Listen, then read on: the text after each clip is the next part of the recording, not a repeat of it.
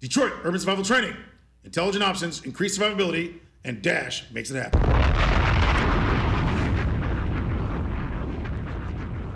Woo! All right, everybody. This is My Juan here at Dash Radio today with the Urban Survival Specialist.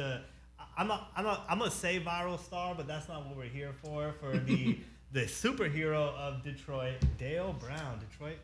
Detroit Urban Survivability Training, right? Survival Training. Detroit Urban Survival Training. Detroit Urban Survival Training, man. Yes. I have seen you everywhere over the last, year, but few months specifically, everywhere. I can't open any social media. I know, it's crazy. Me either. I'm like, what is this? Where am I here? Who put this here? It's amazing. Must feel good though, right? It's really positive, man, to see that after 26 years of doing something that so many people appreciate it. It's amazing. Absolutely. It's amazing. Absolutely. I brought you a gift. I give every interviewee of mine a gift, Okay. An album from my CD collection. Okay. I had a great album for you, I think at least. This is Bee Gees' Saturday Night Fever, Okay. which has the song Staying Alive. Staying Alive. Which is why I wanted to give this to you, Staying Alive. Yes. Let's talk about this, man. 26 years. Yes. This is not a gimmick. This is something you actually executed in the streets, correct? In real life, yes. This is all forged through actually helping people survive and starting off in Crack Alley. Yes, let's get to this. So they used to call it Crack Alley, Crack Valley, right? Crack Alley. Oh, Yep, Alley. Yes, Crack Alley. Yes, this is a place that's known for drugs and violence and criminal activity. In Detroit, right? Yes, right on the east side of Detroit. Wow, and you actually physically, let me make sure we have this correct. You Yes. physically protected the citizens. Yes, and got rid of the home invasions and murders. Wow. And from another interview I saw, you actually increased the, tenant occupancy. People stayed Correct. in the building. Landlords made more money. Right. Businesses flourished. Yes, so that's what happens when you protect the people, the poor and working class people. The rich people are going to get richer naturally, and so you can actually look at the reality. And this is what I'm proud to present to modern society, is the fact that there's a direct correlation between protection of the people and prosperity for everyone. Wow, that's so amazing. You can create a prosperous environment just by simply protecting the people. It's like a win-win-win. For everyone. So Only person who loses is the robbers. That's the it. murderers. Even they win, because guess what? When you don't let violent criminals violate people, they don't have to go back to prison. Oh shit! So now, even the fucking criminals, even the win. winner, they even win. Jesus Now, Christ. violent criminals don't go to prison. Okay, so I want to allude to you as like a real life superhero, right? In the sense, you look at like Iron Man, Batman. These are regular dudes who just put their life on the line to protect folks. Have you had any near, I don't want to hate for you to flashback, any near death experiences? Lots of them. Can you detail one of your craziest stories so people know how real your life experiences Right. are and why you're qualified? What are some of the craziest experiences you had? Some of the craziest ones, I had to push down a team member's head because she was being shot at during a drive-by on A team member. Mhm. She was being shot at because she was actually inheriting a home, and some people that wanted her not to inherit that home shot out of a back window of a vehicle in the middle of traffic, an AK-47, and I pushed her head down. 8 rounds went right in front of my face, hit our building, the front of our school, and then as they took aim at her, she stood up and they aimed at her head, but she was actually laying down. She was down first. Then she dropped, lifted her head up, and the bullet went into her hip, then the vehicle sped away in the middle of traffic with cars everywhere, which meant there's no field of fire is not clear. So you can't shoot back at them because there's 6 lanes of traffic full of cars. Yeah, certainly. So we stabilized her, transported her to a hospital, and that's how we were able to save her life. Thank So God. we stabilized our wounded. So 6 of us have been shot over the first 7 years of the organization's existence, the protective service side, and all of our team members are alive. And Thank the reason God. we're alive is because we stabilized the wounded. We didn't just wait for an ambulance or hope for the best. We stabilized their wounds, and then we transported them. In most cases, the times where we didn't transport, the waiting for the ambulance, it was a couple times where that happened, and that was not good. It decreased survivability. But they did make it because we did stabilize the wounds. But however, waiting for the ambulance is counterproductive in some cases. For us, it was counterproductive to wait for any of those. In other situations, people try to hit us with cars. I had a situation where a guy tried to stab me inside of a vestibule of an apartment building. Okay. And when I got there, there was a man on the stairs, blood flying out of his throat, and a bunch of people on the stairwell. It's like imagine a vestibule of an apartment building. I'm looking at them, and the guy's holding his throat, and blood is just shooting out of his throat and kind of dripping down his arm. And the guy that did it is literally right in front of me. And I said to him, I said, hey, the police are on the way. Stand by. Wait a minute. I'm sure it's not a big deal. He said, get out of my way, Dale. So he knew my name. Oh, he knew you. Yeah. He knew me on security. Attacker. Yes. Wow. And he said, man, get out of my way. I said, listen, if I can't see your hand, I'm going to have to take you down. And at that time, I had a little camera. It was like a 8mm camera. It has a camera lens on the side with an articulatable little screen next to it. And I had this retired cop that was working for me in security for these buildings at the time. And I was like, oh my God, I'm about to get a knife disarm. So I gave it to him. I go, record this. Right? I was so excited. I was like, I'm going to have a You real were excited knife to knife disarm. somebody. He's going to try to stab me. Yes. This is the greatest thing ever. Who has that? No one's going to have that but me. I have a knife disarm. I'm so excited. I turn around. I was like, okay, now, if I can't see your hand. got into character. Yeah, I'm ready. I'm ready. Like, now, if I can't see your hand, criminal guy, I don't know his name. We just know him in the neighborhood because he's got out of prison for killing someone, right? Okay. So everybody knows wow. this guy, right? And normally he's got a cane. He's walking like an old man. He's always like, Oh, so he's a yeah. okay. The show he puts on is like he's an old guy, right? Got it, All of a sudden today, he has no cane. He's moving real good, and he knows my name. Yeah. I've never talked to this guy a day in my life, but he knows my actual first name. Yeah. That's And he's looking at me going, Dale, we're going to bump. You don't get in my way. And I was like, okay. You got excited. I was like, notice you moving kind of fast there, buddy. I was Yeah. like, okay, look, here's the thing. I'm going to try to do this peacefully. You need to wait right here. I need to see your hand because I can't see your hand right now. So he blades. He like turns to the side. As soon as he does that, I know what he's about to do. He's about to pull his weapon. Yeah. So I go forward, and he tries to he pull this blade out. And he's going to try to go into me, right? And I did what we're trained to do. And, so I come in here, and I go like this. And as I turn him, he realized it's not going to work. He's like, oh, damn. He tries to grab onto the stairwell. He's like, no. So I victimize himself real right? quick. He's like, oh my God, he starts panicking now because Yeah. he's really just going to try to jam me, Yeah. right? And I didn't give him any space. I took him down. I took him, pushed his face away, took the arm, articulated it, so now it's locked out. And then now he started to panic. And I don't want to hurt him, right? I really want to show you could disarm someone without hurting him too, Yeah. right?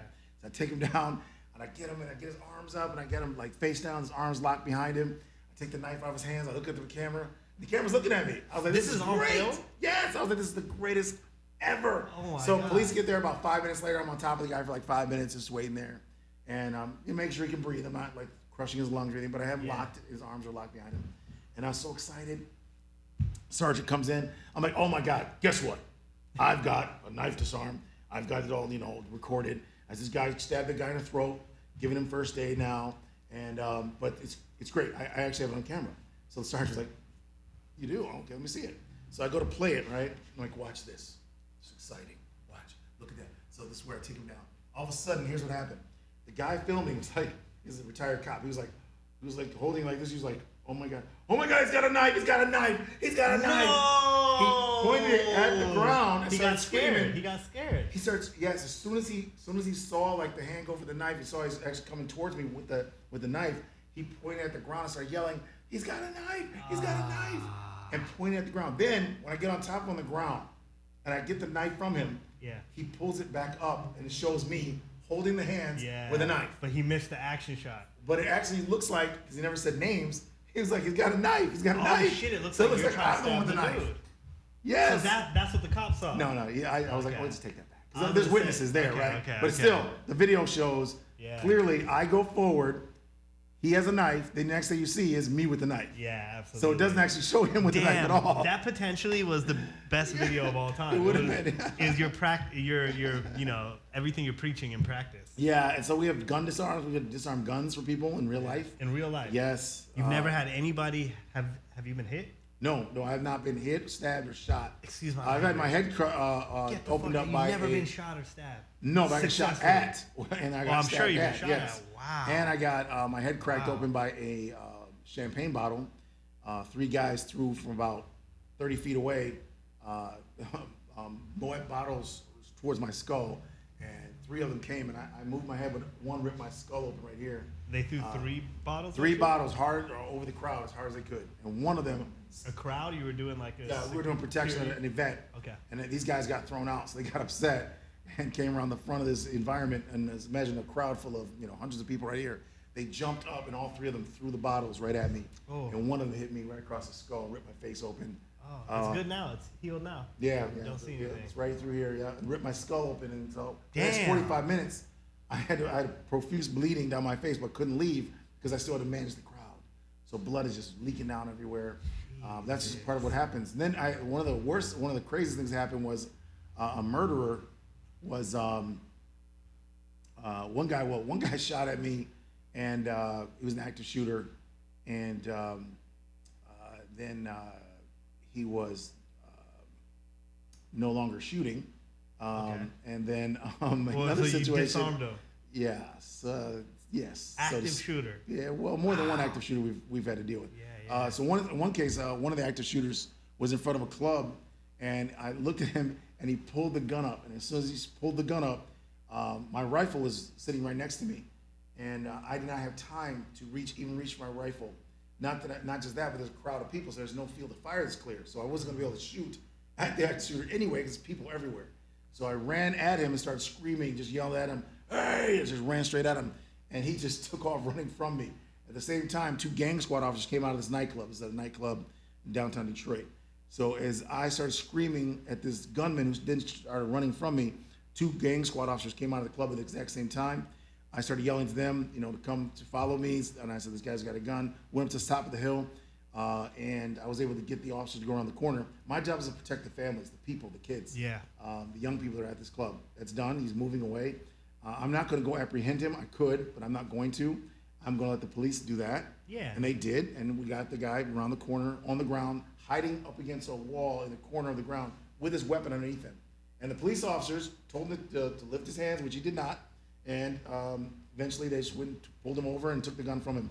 So I've seen many cases where police officers got in contact with gunmen and never shot anyone. Wow. So, but Amazing. when you watch the news, it seems to appear to be the other way all the time. Yeah. That's completely not real. Media's crazy, man. Yeah, it is. You gotta that's watch a that. whole different thing. Yeah, you got to watch Media is- recency bias. Just because you see something on the news doesn't mean that's what's actually happening. Most people Absolutely. that went to prison for guns had loaded guns. They're criminals, and still the police did not shoot them. Remember that. We're talking about 99% of the people that got locked up for illegal guns didn't get shot by the police while they were carrying the gun loaded, and the police arrested them with a loaded gun. Yeah. Okay, so, but in television land, in media, it's like guy with gun gets killed all the time. It's not true. It's that it seems that way because that's what we're getting reported. Yeah, but from real world experience, what I can tell you is if you get shot, 8 out of 10 times you're going to live. Okay, 8 out of 10 times people get shot, I they heard live, you right? say that And that's I did not know that. So I was a firearms instructor. I was a private investigator when I got out of the military. I was an airborne paratrooper. Martial arts. you were my an whole life. airborne paratrooper? I jumped out You're of airplanes and military? helicopters. Yes. Thank you for your service. I didn't know that. Thank you so much. Yes. Wow. And that's where I got my nerve for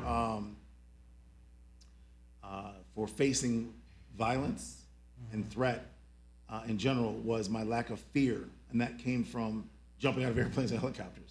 Jesus So if Christ. what I can say, I'm not a daredevil, right? So what I did was when I went through airborne school, I decided that I would be a person that follows through. And what the airborne did for me was that it gave me a chance to prove that I can overcome fear. I have an innate fear of heights. So, Yeah. And I wasn't sure I was going to jump to my last day, my last moment. Until you had to. Yeah, exactly. I wasn't sure because you can always, you can always stand down. You can say I don't want to, drop out of airborne school. Yeah. And during my time period, many people did.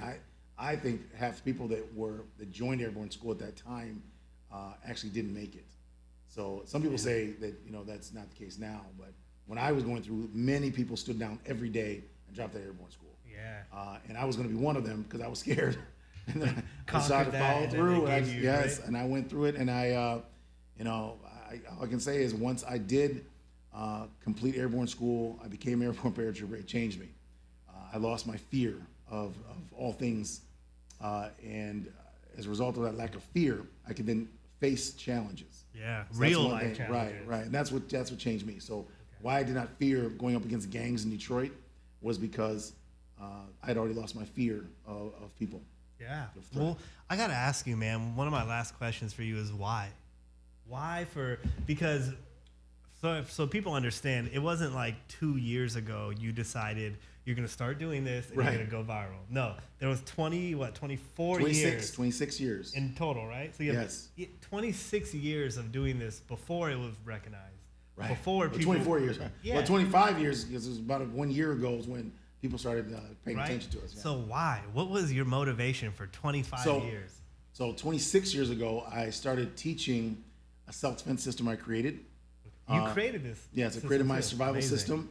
And what I wanted to do was create one school where you would learn how to fight with a firearm, a pistol, shotgun, a rifle, a baton, a knife, environmental weapon, fighting on the ground, fighting with your feet, your hands, fighting for survival, right? But doing it legally. So I went to all these martial arts schools. I went to firearm schools. I went to the Executive Protection Institute, which is a bodyguard school on the East Coast. There was no one that talked about law. Executive Protection Institute did talk about law, EPI, but none of the other classes or schools I ever went to ever discussed law. And law is the first thing you should ever think about when you're talking about using force or violence to solve an issue. You must know the law.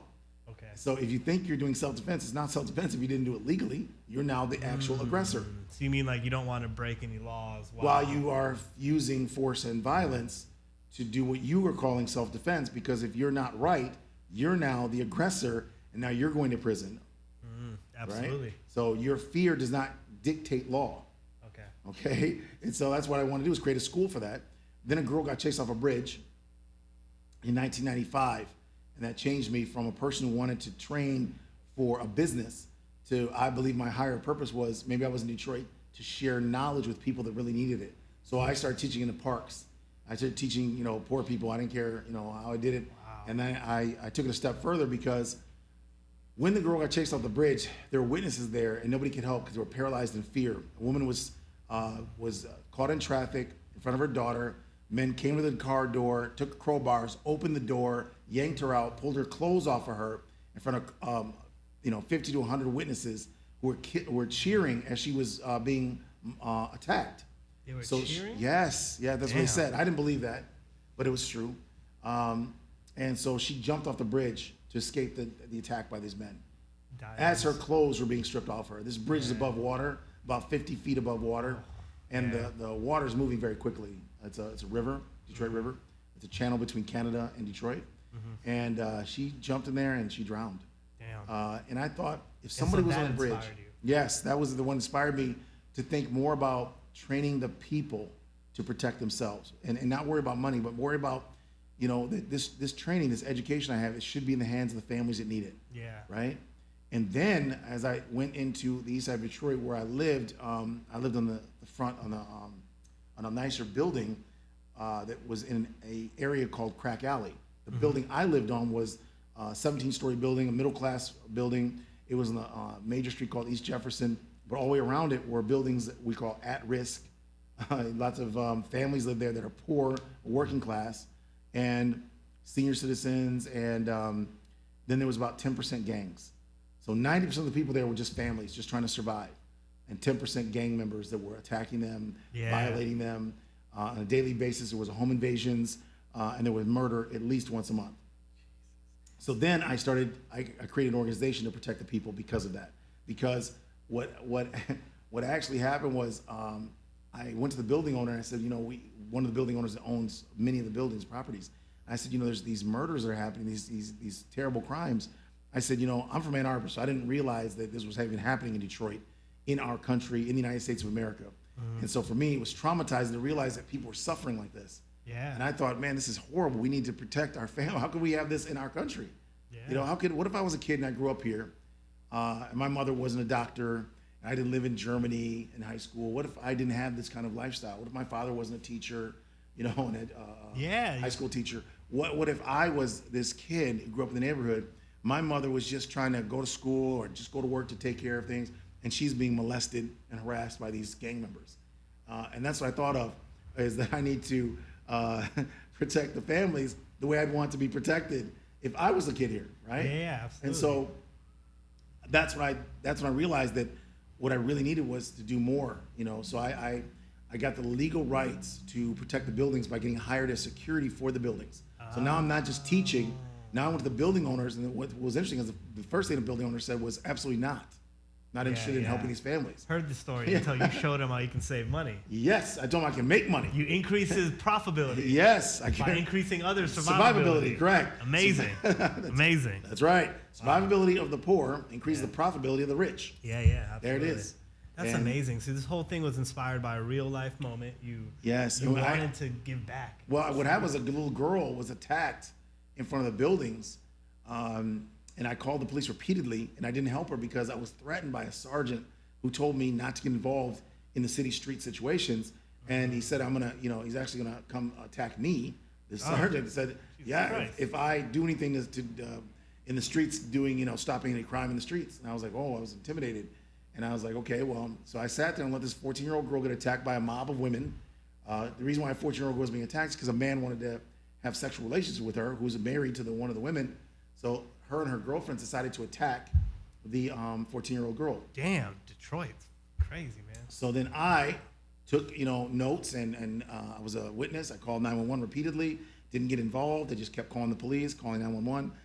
They know my name. The 911 operators knew my name. They were like, Dale, is that you, Dale? Dale, yes, we have someone on the way. Police are on the way. I was like, okay, well, they know still you being by attacked. voice. Yes. Yeah. They're like, Dale, Since we got 96. it. Dale, we got it, Dale. Thank you. Thanks for calling again. Please stop. So what's your relationship with the cops? Now, super good. Super So, good. Yeah. Was it good before you went viral, or was going viral really good? Now there's this viral thing. It's ridiculously good. Yeah, they're like cops are like super positive. Yeah. Stopping me on the street, taking selfies. Yeah. I go to sporting events because the Detroit Pistons, for example, bring me out, and me and my wife go out there, and they're like, the cops are like, man, I want to take selfies too. So they come over, take selfies. Yeah. Man, it's super positive. They love you now. Super positive. They've been really positive for the past 15 years as an organization. Like, police have been very supportive. You probably train a lot of police officers now I have, So now it's been a lot of cops have trained with us and employed with us as well. So before you went viral, this is a business. This is an actual business, so people know, Commander Brown, you're not just a viral star. Right. You actually operate an enterprise. Yes. You have dozens of employees who are protecting communities. Correct. Right now, while we're on the mic here, there are people in Detroit protecting thousands of families that are employed by us. With this on them. Yeah. Correct. Wow. And our vehicles, and you have armored vehicles, we have unarmored vehicles, and we protect families. Yeah, I seen a video with one of your vehicles in there, man. That shit looked like we have boats. We have all kinds. You guys have boats? Mm-hmm. Wow. So I'm glad I got to give some context to absolutely. why you do what you do, how you do it. Make the world a safer place for everyone through nonviolence. That's our actual mission.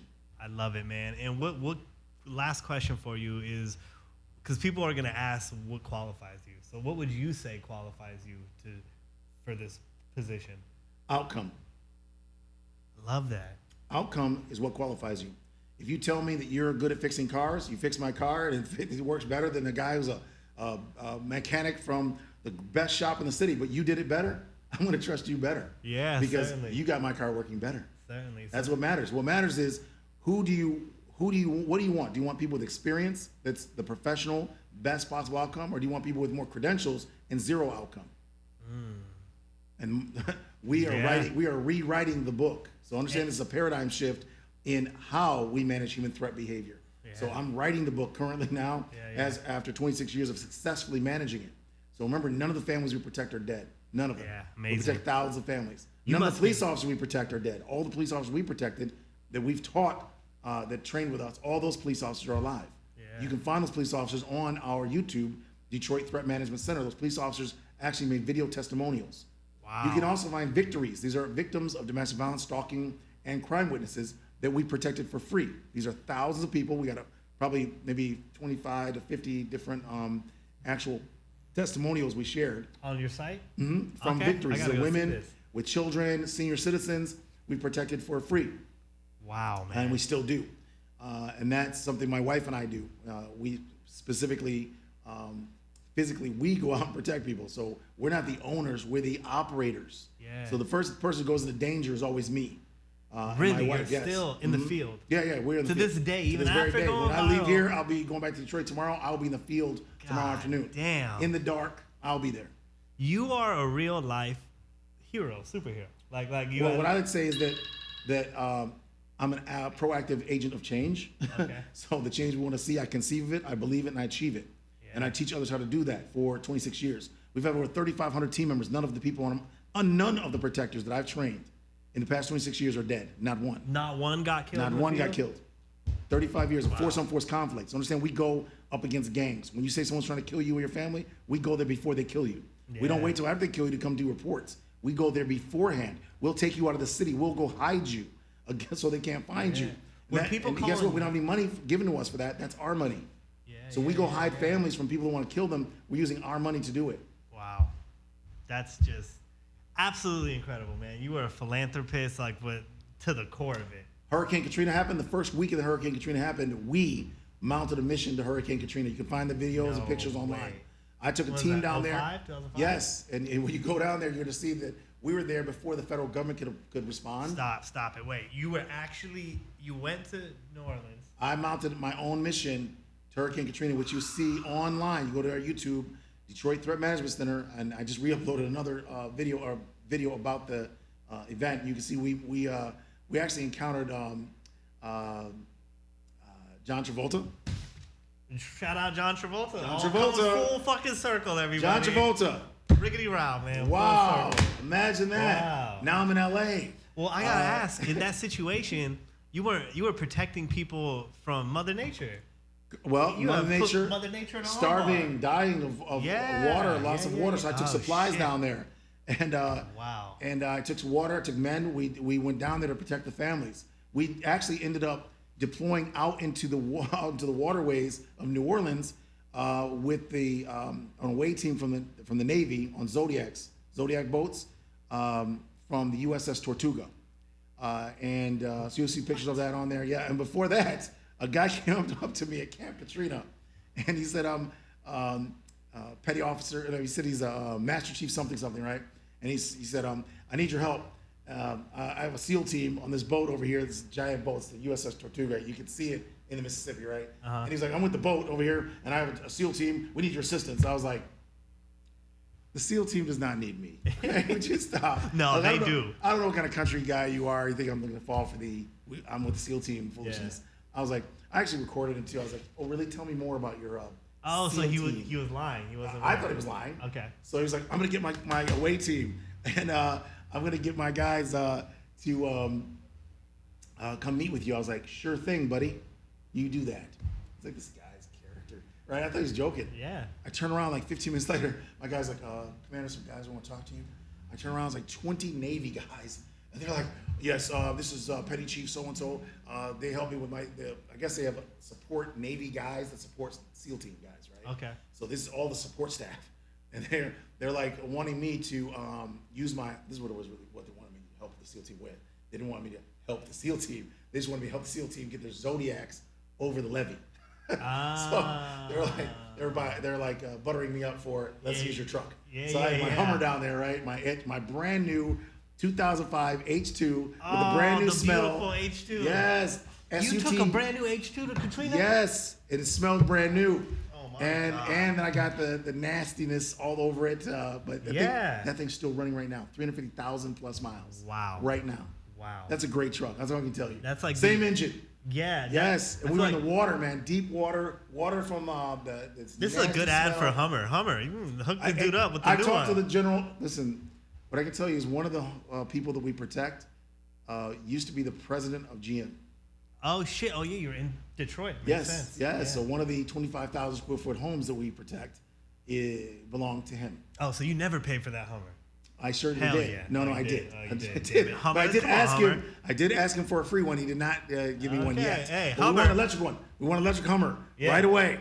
Yeah. I got more than one Hummer, and I would like electric Hummers to continue the Hummer tradition. Yes, and so we can increase the world's survivability by bringing down pollution. Yeah, exactly, and elevate our coolness factor to 1,000% with the first electric armored Hummer that we would, This is modify. gonna happen. I'm gonna tag Hummer for the rest of the month. I'm just gonna post little clips of this and tag Hummer until Hummer gets. Because we are true Hummer representatives. Yes. And you can actually see the Hummer pictures in Hurricane Katrina.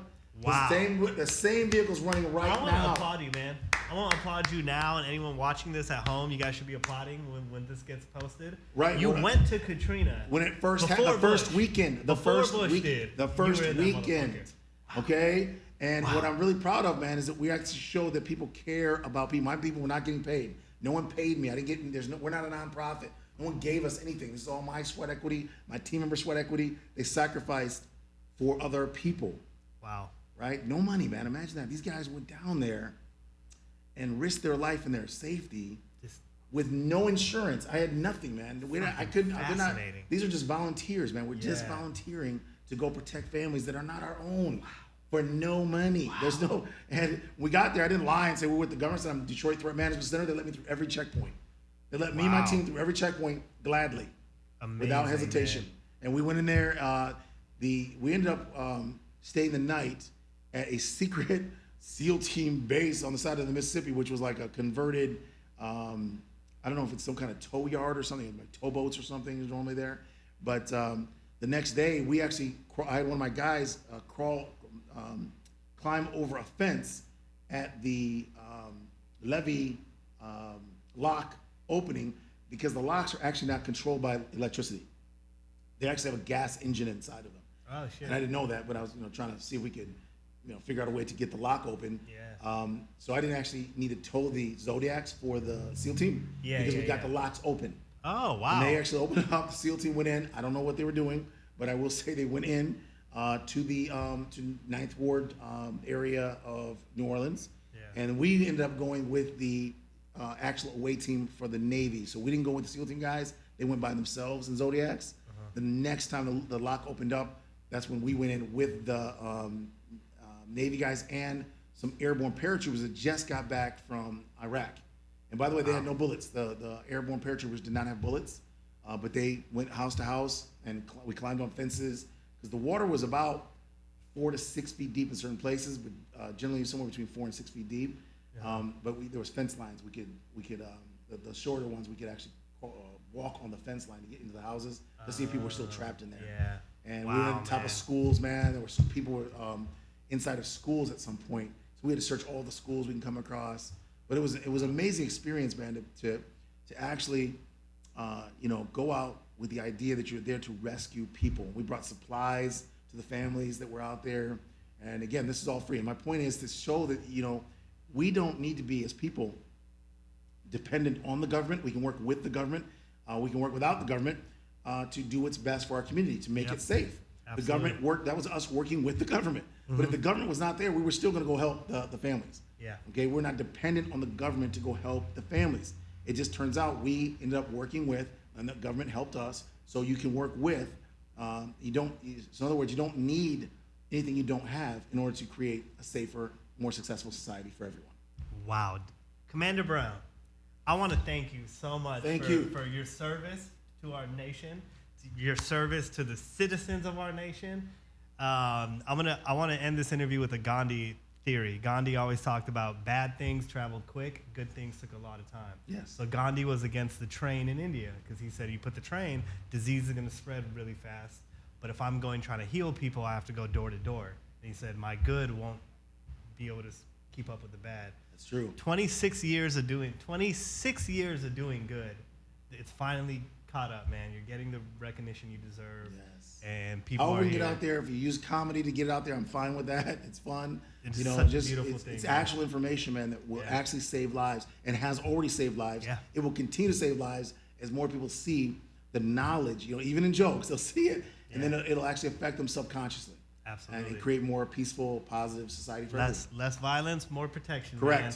Everybody, this is Dash Radio, My Wand, here with Commander Brown, Dale Brown, Detroit D.U.S.T, Detroit Urban Survivability, Increase Your Survivability. Detroit Urban Survival Training. All the above. Increase survivability. Man. Thank you guys so much. We're out. Peace.